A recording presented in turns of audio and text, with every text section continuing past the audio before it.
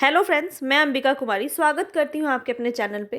तो जैसा कि आप यहाँ पे देख सकते हैं कि बीपीएससी टीआरई 3 के रिगार्डिंग आपका ये वीडियो है और एक बहुत बड़ी अपडेट निकल के सामने आई है।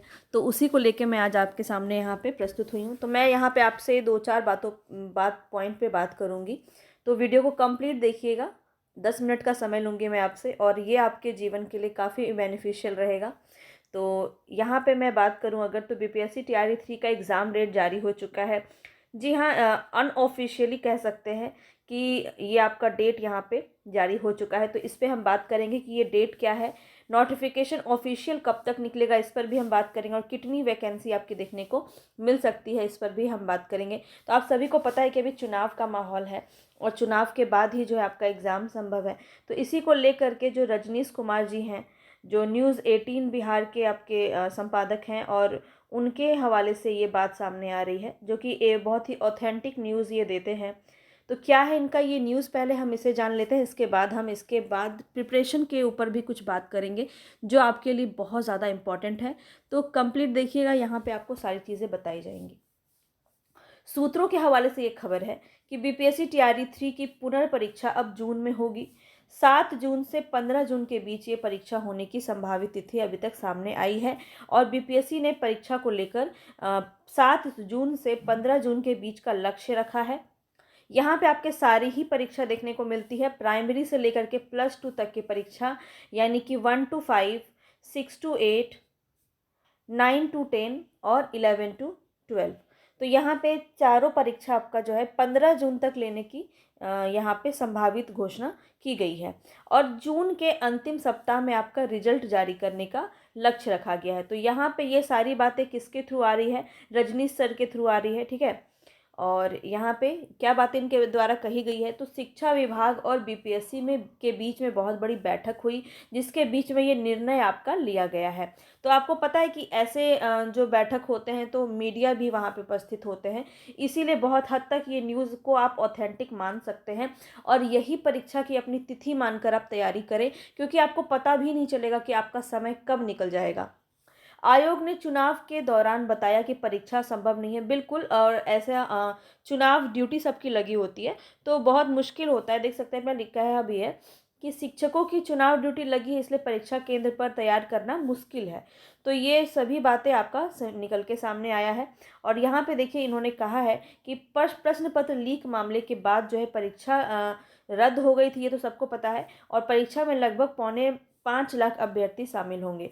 तो एक बहुत बड़ा कंपटीशन होने वाला है, ठीक है, एक बहुत बड़ा कंपटीशन होने वाला है। मुझे नहीं लगता कि इसके लिए आपको सोने की ज़रूरत है। जाग जाइए, मैं आपको अभी भी बोल रही हूँ, और समय है आपके पास। तो 1.5 महीने तो आप मान सकते हैं। देखिए, देखते देखते आपका अप्रैल आधा ख़त्म हो चुका है और आपका 1 महीना अच्छे से अगर आप माने तो मई आपका बचा है। इसके बाद स्टार्टिंग जून में ही आपका एग्ज़ाम है। तो यहाँ पे आप कह सकते हैं कि 1 महीने का एग्ज़ाम आपका सॉलिड अच्छा बचा हुआ है। 1.5 महीना आप कह सकते हैं। तो ये 1.5 महीने में आपको क्या करना है, आपको स्ट्रैटेजी बना के काम करना पड़ेगा। तो यहाँ पे आप मेरे चैनल के साथ भी जुड़ सकते हैं। मैं आपको बहुत ही सिस्टमैटिक वे में सारी चीज़ें तैयारी करवा रही हूँ। तो यहाँ पे देखिए, आपको कुछ भी जो है शॉर्टकट नहीं मिलेगा। शॉर्टकट का रास्ता से आप सफलता प्राप्त नहीं कर सकते हैं, सीधी सी बात है। अगर आप सिर्फ क्वेश्चंस करेंगे, और हो सकता है वो क्वेश्चंस आपको देखने को मिला होगा टीआरई 3 के, अगर आप क्वेश्चंस देखे होंगे तो आपको समझ में आ रहा होगा कि रिपीटेड क्वेश्चन बहुत कम ही देखने को मिले हैं। कुछ नए क्वेश्चंस उठाए गए हैं, सारे आपके एनसीईआरटी और एससीईआरटी के क्वेश्चंस आपके उठाए गए हैं। तो मैं सोच रही हूँ आपको एनसीईआरटी के जो हिस्ट्री के क्वेश्चंस हैं वो एनसीईआरटी के मैं आपको विद क्वेश्चंस और एक्सप्लेनेशन के साथ आपको जो है पूरा कंप्लीट करवाऊँ, जो एनसीईआरटी बेस्ड ही होगा। उसमें कुछ भी एनसीईआरटी से बाहर वाली चीज़ें नहीं बताई गई हैं। तो ये सारी चीज़ें मैं आपको देखिए एक बार अच्छे से बता देती हूँ कि आपको करना क्या है। आपको आपको देखिए, बेसिकली आप खुद से पढ़िए, चाहे आप किसी चैनल की हेल्प लीजिए, किसी की भी हेल्प लीजिए। मैं अपनी ही बात नहीं कर रही हूँ, आपके लिए बता रही हूँ कि एनसीईआरटी और एससीईआरटी के लिए आपको करना है काम। और यहाँ पे जो है आपको यही दो पढ़ना, और इसी दो को पढ़ के आपका सिलेक्शन आसानी से हो जाएगा। टीआरई 3.0 में ही हो जाएगा, 4 तक जाने की ज़रूरत ही नहीं पड़ेगी। ठीक है। तो आपको देखिए बहुत सारे लोग हैं डेडिकेटेड हैं, और बहुत सारे ऐसे स्टूडेंट हैं जिनका 1 मार्क्स से, आधा मार्क्स से, या फिर कह सकते हैं कोई डेट ऑफ बर्थ से रह गया है। तो उन लोगों के साथ आपका कंपटीशन है। और ये आप कह सकते हैं ना कि बहुत सारे लोग ऐसे हैं जिनका 1 to 5 में ऑलरेडी सिलेक्शन हो चुका है, तो वो बैठेंगे 6 to 8 में, 6 to 8 वाले बैठेंगे 9 to 10 में। तो ऐसे लोगों के साथ आपका सिलेक्शन नहीं हो रहा है, आपका कंपटीशन नहीं हो रहा है कि जो नए आए हैं, सीटेड करके आए हैं और अभी आप उनके साथ कॉम्पीट कर रहे हैं, ऐसा नहीं है। आप ऐसे लोगों के साथ कॉम्पीट कर रहे हैं जो ऑलरेडी ले चुके हैं जॉब, ठीक है, जो ऑलरेडी ले चुके हैं और अपना जो है वो अपना प्रमोशन के लिए वो आगे काम कर रहे हैं। तो ऐसे लोगों के साथ आपका कंपटीशन है, तो इसको आप बिल्कुल भी लाइटली ना लें। आपको जो टाइम मिला है इसको ज़रूर अच्छी जगह पे लगाइए। एनसीईआरटी की मैं आपको क्वेश्चन करवा रही हूँ जो बिल्कुल एनसीईआरटी बेस्ड है, ठीक है। दृष्टि की बुक आती है, मैं आपको पूरा बता भी चुकी हूँ। तो उसका मैंने आपको जो है जनरल साइंस करवाया है। जनरल साइंस में क्लास 10 बचा हुआ है, वो मैं आपको करवा दूँगी। 6, 7, 8, 9 ये पूरे आपको कंप्लीट करवाए गए हैं, तो ये बिल्कुल अच्छे से देखिए। आपका जनरल साइंस इससे बाहर नहीं पूछा जाएगा, सारे कॉन्सेप्ट वही हैं, आपको बार बार रिवीजन करना पड़ेगा। देखिए मेहनत आपको करनी पड़ेगी, मैं आपको रास्ता बता सकती हूँ। तो जनरल साइंस आप यहाँ पे कर सकते हैं। इसके अलावा अगर मैं बात करूँ तो हिस्ट्री के लिए मैंने सोचा है। देखिए जनरल साइंस आपको मिल जाएगा एनसीईआरटी का। एनसीईआरटी का मैं हिस्ट्री शुरू करना जा रही हूँ, ठीक है। ये क्वेश्चंस आपको मिल जाएंगे, इसके एनसीईआरटी बेस्ड रहेगा पूरा, ठीक है। उसमें सब कुछ मिल जाएगा आपको, आधुनिक काल, आपका इतिहास, जितने भी हैं तीनों, ठीक है। प्राचीन, मध्य और आधुनिक तीनों ही मिल जाएंगे उसी में। विज्ञान आप कर ही रहे हैं, तो इसी से जो है आपका बहुत ज़्यादा कवर हो जाएगा वैसे तो।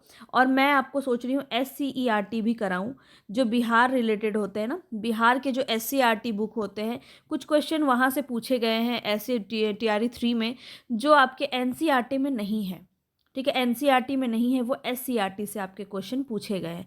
तो मैं करवाना चाहती हूँ SCERT पर, इसका मुझे रिस्पांस मिलेगा तभी मैं करवाऊँगी।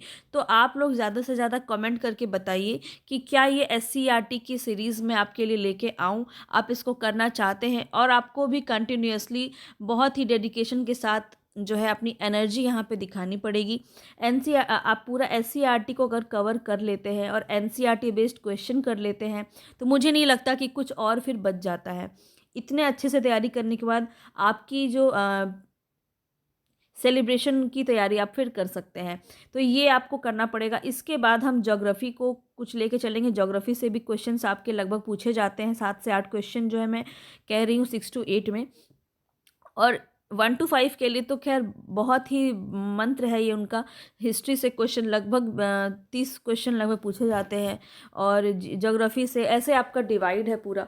तो ज्योग्राफी के क्वेश्चंस भी आपको मैं करवाऊंगी। उसको मैं सोच रही हूँ कि थ्योरी वाइज पढ़ाऊँ, क्योंकि बहुत सारे लोग जो है थ्योरी पढ़ना चाहते हैं, कुछ हैं जो क्वेश्चन करना चाहते हैं। तो आप टॉपिक वाइज क्वेश्चन करना चाहते हैं या फिर आप थ्योरी करना चाहते हैं ज्योग्राफी का, ये मुझे आप बताइएगा।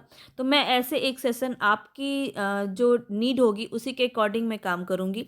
तो हम ऐसे लेके चलेंगे कि हिस्ट्री, देखिए जीएस का जो जनरल साइंस है उसका सिर्फ क्लास 10 मुझे बताना है, तो वो मुझे 2-3 दिन लगेगा, ख़त्म हो जाएगा। और हिस्ट्री का मुझे क्वेश्चन करवाना है, तो एक स्लॉट में हिस्ट्री के लिए रखूँगी, एक SCERT के लिए रखूँगी, और एक ज्योग्राफी के लिए रखूँगी। तो इतनी मेहनत मैं तभी करूँगी जब आप भी उसके लिए आप भी इच्छा जताएंगे। तो यहाँ पे आपको बस यही बताना है, कमेंट में अच्छे से टाइप करना है आपको कि क्या ये सारी चीज़ें आप लेना चाहते हैं। अदरवाइज़ तो मेरे पास अभी मॉडर्न हिस्ट्री के क्वेश्चन मैं लेके चल रही हूँ टॉपिक वाइज, वो हम करेंगे। और इतिहास तो हमारा चल ही रहा है, हिंदी साहित्य का इतिहास में हम बहुत सारी चीज़ें कर रहे हैं। जो 6 to 8, 9 to 10 और 11, 12 में हिंदी के विद्यार्थी हैं, वो आप शुरू से जुड़ सकते हैं। आपको बहुत ही डिसिप्लिन वे में मैं कह सकती हूँ, पूरा काल आपको कंप्लीट कराया गया है, आदि काल, भक्ति काल, रीति काल, आधुनिक काल। और अब हम रचना वाइज चल रहे हैं, उपन्यास देखेंगे, फिर कहानी देखेंगे, नाटक देखेंगे, एकांकी देखेंगे, आलोचना देखेंगे। तो इस तरह से पूरा हिंदी साहित्य बहुत ही अच्छे से हम कंप्लीट कर रहे हैं। तो आप वहाँ पे पूरा प्लेलिस्ट में जाके जुड़िए, प्लेलिस्ट आप विजिट कर सकते हैं, वहाँ पे आपको सारी चीज़ें मिल जाएंगी। तो वहाँ से तैयारी करना है आपको, अब जगना है, बिल्कुल भी सोना नहीं है, क्योंकि समय बहुत कम है आपके पास और ये 1 महीना आपके पास से कब निकल जाएगा आपको पता भी नहीं चलेगा। चलिए, आपसे 10 मिनट मांगी थी, 10 मिनट हो चुका है, तो विदा लेती हूँ। मिलूंगी अपने क्लास के सेशन में, तब तक के लिए धन्यवाद।